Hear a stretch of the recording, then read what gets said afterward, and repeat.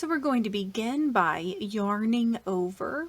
Then we're going to insert our crochet hook in our next stitch. From here, we're going to yarn over and pull up through the stitch and then yarn over and drop 2 loops. So now you should have 2 loops remaining on your crochet hook.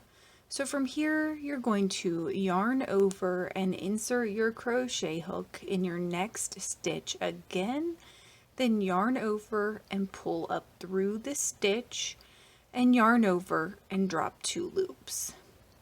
So you should have 2 little stems here and 3 loops on your crochet hook.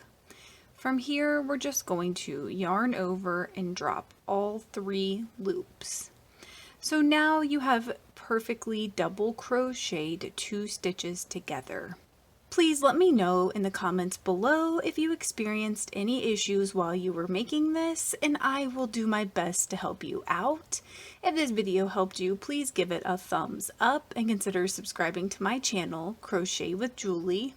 Thank you so much for working with me, and I hope you have a wonderful, awesome day.